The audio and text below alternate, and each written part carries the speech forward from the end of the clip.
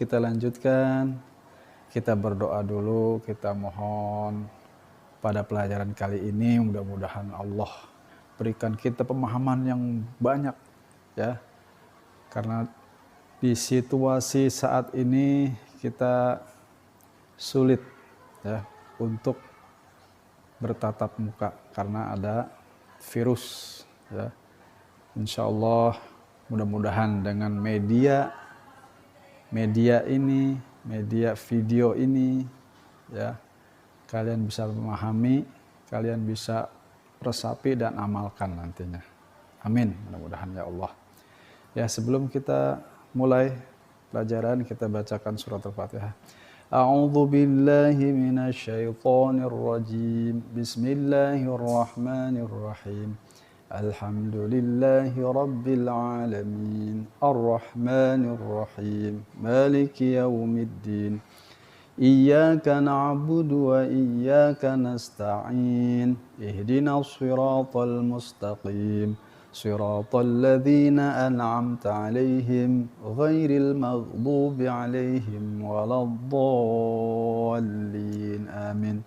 Bismillahirrahmanirrahim. Rabbi zidni ilman nafi'a warzuqni fahman. Rabbi ighfirli wa liwalidayya warhamhuma kama rabbayani saghira. Rabbana atina fid dunya hasanah wa fil akhirati hasanah wa qina adzaban nar. Walhamdulillahi rabbil alamin. Amin ya rabbal alamin. Ya Allah, kabulkan ya Allah. Anak-anakku sekalian, mudah-mudahan kalian sehat semua ya, di dalam lindungan Allah Subhanahu wa taala. Amin amin ya rabbal alamin. Kita buka buku fikihnya halaman 5 anak-anakku sekalian. Di bab bagian B, makanan haram. Yaitu kemarin Pak Malik sudah jelaskan, Allah Subhanahu wa taala telah memerintahkan manusia supaya mengkonsumsi makanan dan minuman yang baik. Ya. Sebaliknya, manusia harus menjauhi makanan dan minuman yang buruk. Sebagaimana dijelaskan dalam Al-Quran dan hadis Nabi Muhammad SAW, hal tersebut membuktikan bahwa agama Islam sangat memperhatikan kesehatan ya, umat manusia. Yaitu perintah mengkonsumsi makanan yang baik dan enak saja. Ya. Agama Islam hanya menghalalkan yang baik. Ya, Allah Subhanahu wa taala berfirman dalam surah Al-A'raf ayat 157, "Wa yuhillu lahumut thayyibati wa yuharrimu 'alaihimul khaba'ith." Ya. Wa yuhillu lahumut thayyibat, wa yuhillu, dan dihalalkan bagi kamu kita semua. Ya, kita dihalalkan lahumut thayyibat, yang baik-baik, makanan yang baik-baik. Wa yuharrimu 'alaihimul khaba'ith, dan diharamkan bagi kamu makanan yang menjijikan. Khaba'ith, buruk. Ya, ada yang bilang menjijikan, ada yang buruk. Ya, dari logika kita bisa lihat makanan-makanan mana. Ya. Karena apalagi kita kemarin habis menjalankan ibadah kurban ya, itu sudah ditentukan binatang-binatang kurban apa saja ya, yaitu sapi, kambing kalau di negeri Arab ya, itu unta ya. Selain itu bukan binatang untuk dikorbankan. Kemudian menurut ulama ahli as-Sabuni, penjelasan kata at-thayyibat atau rezeki yang baik adalah semua rezeki yang halal.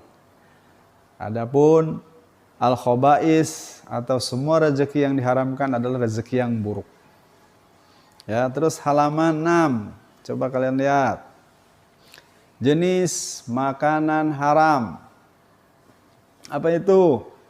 Beberapa jenis makanan yang diharamkan oleh Allah Subhanahu wa taala antara lain.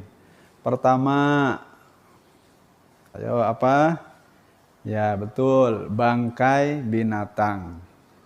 Bangkai binatang, apa itu bangkai? Bangkai adalah semua jenis binatang yang mati tidak karena disembelih, ya, tidak dengan menyebut nama Allah. Kayak kemarin kamu kalau yang bisa menyaksikan sembelihan ketika Idul Adha, Bismillahi Allahu Akbar. Nah, sambil takbir Allahu Akbar, Allahu Akbar, Allahu Akbar. Nah, itu indah benar ya. Kambingnya atau sapinya pun ketika itu ridho dia dagingnya dimakan oleh kita. Nah, disitulah bisa menjadi baik buat tubuh kita. Jadi bangkai adalah semua jenis binatang yang mati tidak karena disembelih, ya. Tetapi sebab lain ada seperti berpenyakit. Tiba-tiba dia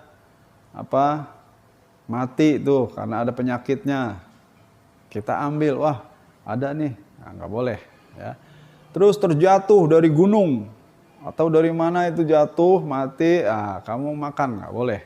Atau diterkam binatang buas, ya, dia habis diterkam, disisain pahanya mungkin kamu lihat, itu bangkai, nggak boleh, ya. Haram hukumnya apabila dimakan, kecuali bangkai ikan dan belalang, itu halal, ya, bangkai ikan dan belalang. Kalau misalnya kamu melihat bangkai ikan, ya, ambil tuh. Kalau belum bau, kalau belum dia dikerumunin dengan belatung dan lalat. Kalau kamu itu jangan. Kalau misalnya, tapi yang dimaksud bangkai itu dia tidak disembelih, ya. Misalnya kamu beli ikan, kamu tanya, Mas, ini udah disembelih belum ikannya? Enggak perlu, ya. Jadi ikan itu tidak perlu disembelih. Kalau kamu misalnya membeli dari tempat pelelangan ikan, setelah itu ikan tersebut didapati dari laut, itu sudah beberapa hari dan dia dipakai di freezer. Jadi dia tidak bau, ya, tidak banyak menimbulkan lalat dan belatung-belatung tersebut. Kalau sudah dibelatungin itu mungkin sebenarnya dia adalah halal, cuma udah jijik karena udah ada binatang lain, ya. Jadi maksudnya tidak perlu disembelih ikan dan belalang, ya, langsung dimakan boleh, langsung dimasak, dikonsumsi, ya. Kalau kita menemukan ada seekor binatang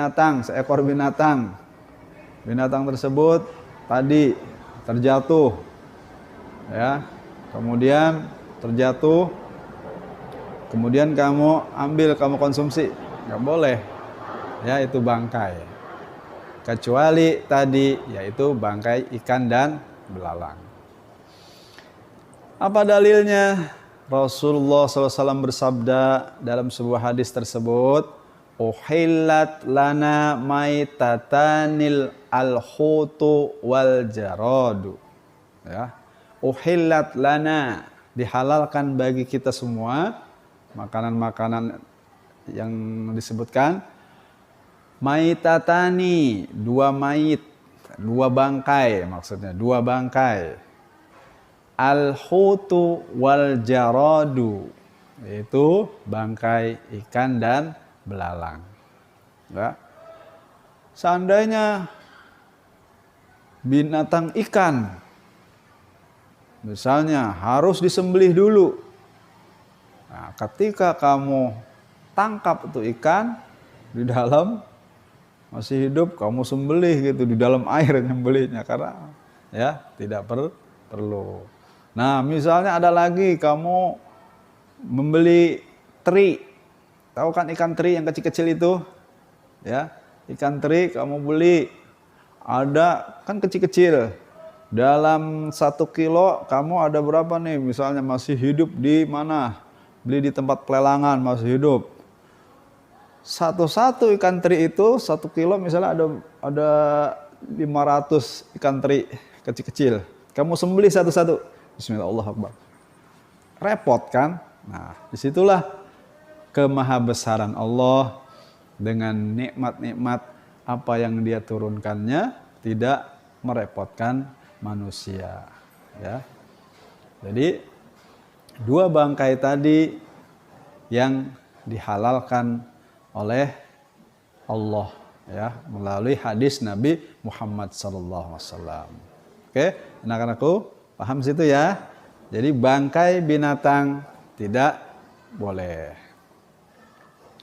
Kemudian yang kedua yaitu makanan yang buruk, menjijikan dan najis. Apa itu? Ya. Allah Subhanahu wa taala mengharamkan manusia mengkonsumsi atau memakan daging binatang seperti kecoa, lalat, cacing, atau kelabang, kaki seribu, karena termasuk binatang yang menjijikkan. Allah Subhanahu wa taala mengharamkan binatang-binatang itu tentu ada maksud yang terkandung di dalamnya. Allah Subhanahu wa taala berfirman dalam surah Al-A'raf ayat 157, "Wa yuharrimu 'alaihimul khaba'ith." Artinya, dan mengharamkan segala yang buruk bagi mereka. Quran surah Al-A'raf ayat 157. Ya. Jadi tadi kecoa, lalat, cacing itu khaba'ith, ya jijik. Ya. Ya dari logika kita saja kita sudah boro-boro untuk makan ya. Kesentuh aja kita udah menghindar karena kaki kita udah jijik ya. Betul. Alhamdulillah. Ya jangan, apalagi kita makan, kita konsumsi. Ya. Itu karena apa? Di binatang-binatang tadi penciptanya siapa? Allah Maha tahu, karena di dalamnya itu ada penyakit tidak bagus untuk buat tubuh kita. Ya. Alhamdulillah. Ya. Kalau kita sudah serakah ya, banyak ada di mana di luar negeri itu banyak yang mengkonsumsi.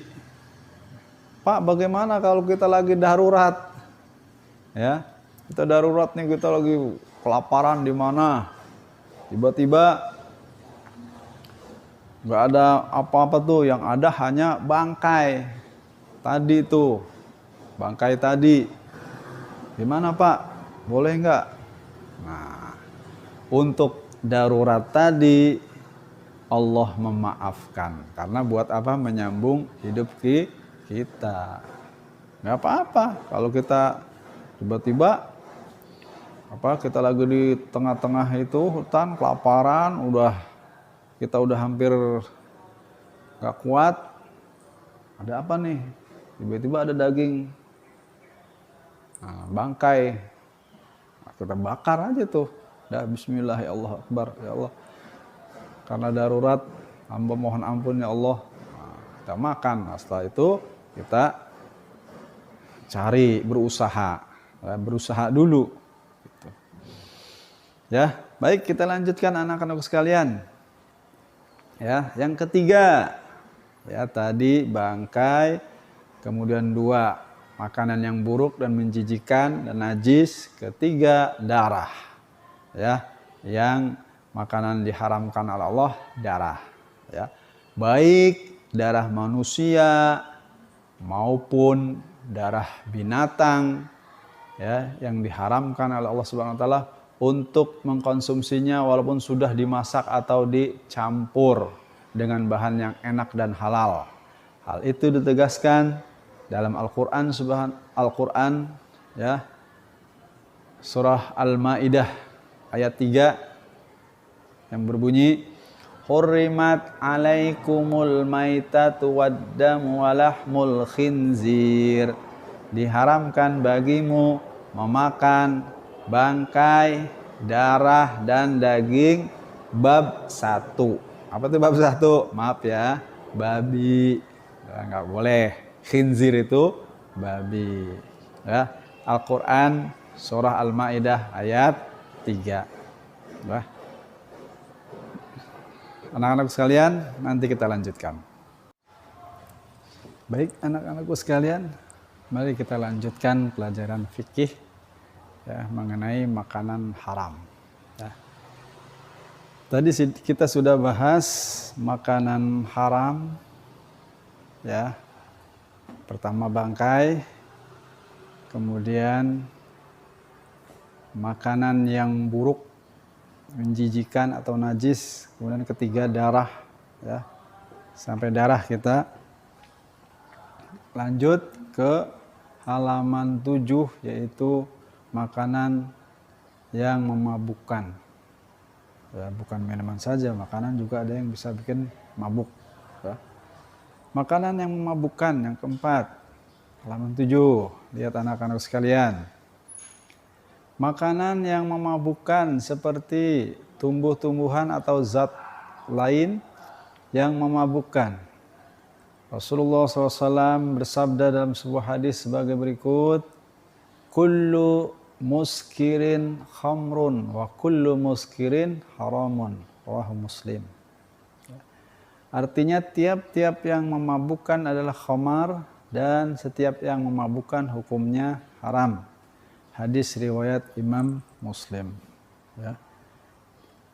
Jadi yang memabukkan kalau pada zaman dahulu itu khamar, ya, memabukkan, ya, membuat pikiran kita hilang, melayang, ya, karena itu banyak mudaratnya, ya. Tiap-tiap yang memabukkan adalah khamar dan setiap yang memabukkan hukumnya haram. Kullu muskirin. Muskirin itu memabukkan. Khamrun. Wa kullu muskirin haramun. Tiap-tiap yang memabukkan adalah haram. Kemudian selanjutnya nomor 5, masih pada halaman 7, yaitu Pak Malik nyebutnya bab 1, yaitu babi, ya. Mohon maaf. Jadi yang diharamkan oleh Allah daging babi, ya, sebagaimana dijelaskan dalam Al-Qur'an, termasuk di dalamnya adalah kulit, tulangnya, dan semua bagian yang ada di tubuh babi tersebut itu haram, ya. Nggak boleh, ya. Kemudian yang keenam, binatang yang disembelih tidak menyebut nama Allah Subhanahu wa taala. Ya, banyak sekali binatang yang halal hukumnya untuk dimakan. Namun jika disembelih tidak menyebut nama Allah Subhanahu wa taala, mereka hukumnya menjadi haram. Oh, ya. Maka sekalian, kalau semua misalnya ayam unggas pakai mesin motongnya, ya, itu nggak boleh, ya, disembelih dengan kita dan mengucapkan Bismillahi Allahu Akbar.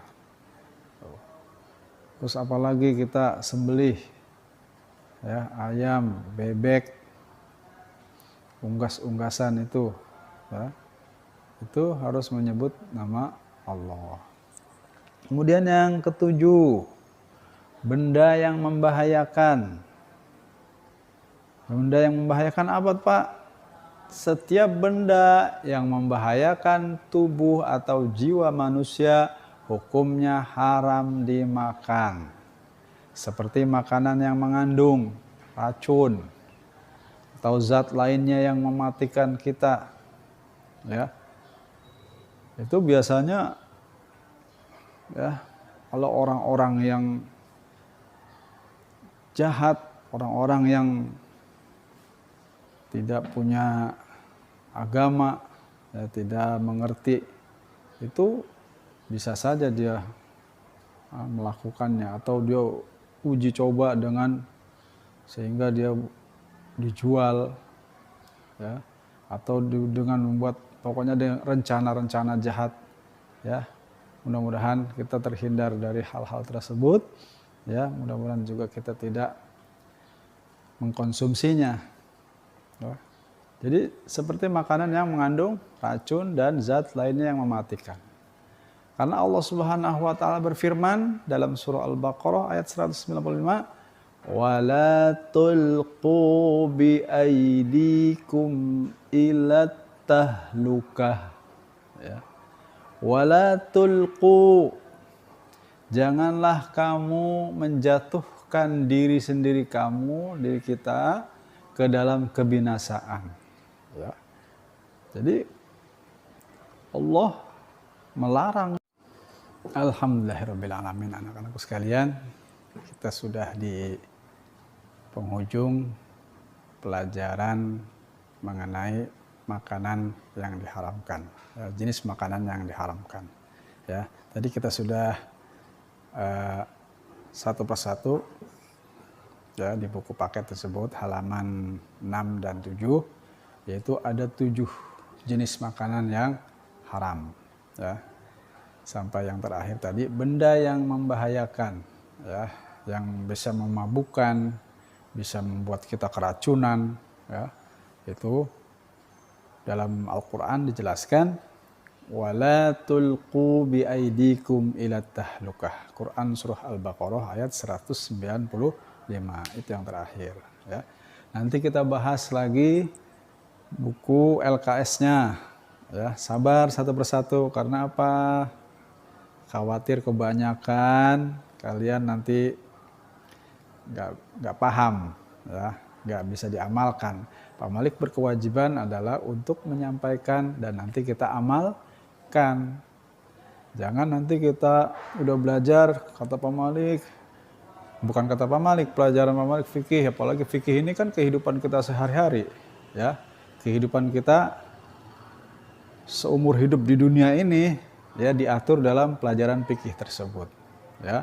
Nanti kamu amalkan, kamu makan, karena buat tubuh kita, buat kesehatan kita, bukan buat Allah, bukan buat malaikat, bukan buat nabi, ya, buat diri kita, karena yang akan merasakan kenikmatan apa yang sudah Allah berikan itu buat kita, buat badan kita, ya, sehingga kita sehat dan dapat nilai ibadah, masuk surganya Allah Subhanahu wa ta'ala. Amin, amin ya rabbal alamin. Baik anak-anakku sekalian, sampai di situ dulu. Nanti Pak Malik lanjutkan pelajaran fikihnya. Mudah-mudahan dapat kalian pahami. Amin, amin ya rabbal alamin. Subhanakallahumma wa bihamdika asyhadu an la ilaha illa anta astaghfiruka wa atubu ilaik. Wassalamualaikum warahmatullahi wabarakatuh.